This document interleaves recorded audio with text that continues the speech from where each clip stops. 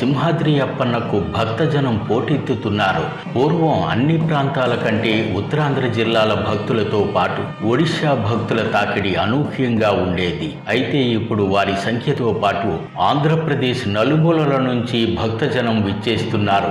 ఇంకా అటు తెలంగాణ, కర్ణాటక, రాజస్థాన్, జైపూర్ ఇంకా అనేక రాష్ట్రాల నుంచి కూడా విశేషంగా భక్తజనం తరలి వస్తున్నారు.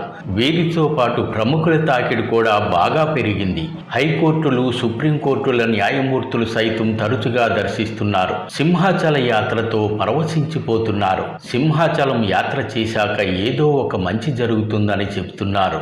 మనసులో కష్టాన్ని శ్రీ వరాహ లక్ష్మీ నృసింహస్వామి వారికి చెప్పుకుంటే సమస్యలు తీరుతున్నాయని భక్తజనం సంతోషం వ్యక్తం చేస్తున్నారు. ఈరోజు చాలా మనసులాగింది, దర్శనం చేయడానికి వచ్చింది. అంటే ఎంత కష్టం కూడా మనకు తీరుస్తారన్న. అంటే ఎప్పుడు కష్టం వచ్చినా కూడా మనతో తలుచుకుంటే నాకు తీరుస్తున్నాను. ఎన్నో తీర్చాలన్న. ఎంత కష్టం మన దగ్గర కష్టం వస్తే ఇలాగ అనుకున్నాం, అది అయిపోతుందో వచ్చుతున్నాం దర్శనం అప్పుడు.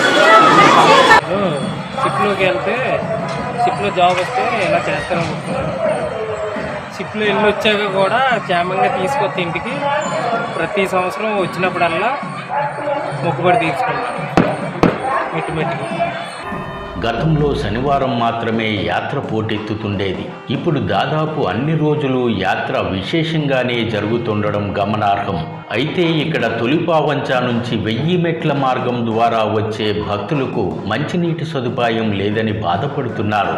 పేదలు ఇక్కడ శీతల పానీయాలు కొనుక్కోవడం తప్ప మరో గత్యంతరం కనిపించడం లేదంటున్నారు. అలాగే మెట్ల మార్గంలో నీడనిచ్చే పందిర్లు ఎక్కువగా ఏర్పాటు చేయాలని కోరుతున్నారు. మండుటెండలో ఇలా మొక్కులు తీర్చుకోవడానికి వచ్చే భక్తులు సదుపాయాలు లేక ఇబ్బందులు పడుతున్నారు. ఇంకా యాత్ర ఎక్కువగా ఉన్న సమయంలో క్యూ లైన్ల వద్ద మంచినీటి సదుపాయం కూడా పెంచాలని కోరుతున్నారు. సేవా సంస్థలను ప్రోత్సహిస్తే భక్తులకు మరిన్ని సదుపాయాలు కలుగుతాయని చెబుతున్నారు. గంగధార సమీపంలో మహిళలు స్నానాలు చేసే చోట పారిశుద్ధ్య నిర్వహణ లోపాలున్నాయని చెబుతున్నారు. ప్రసాదం కౌంటర్లు పెంచాలని కోరుతున్నారు.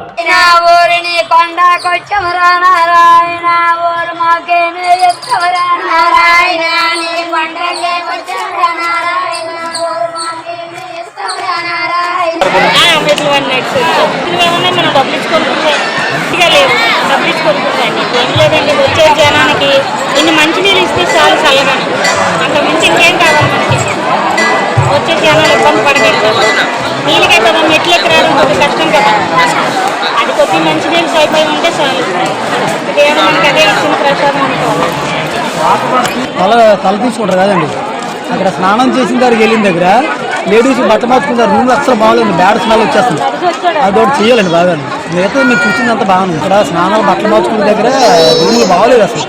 ఇన్ని సమస్యలున్న ఆలయంలో వైదికులు గౌరవించే తీరుపై భక్తజనం హర్షం వ్యక్తం చేస్తున్నారు. మంచి దర్శనం దొరికింది, అంతే చాలని తృప్తి చెందుతున్నారు.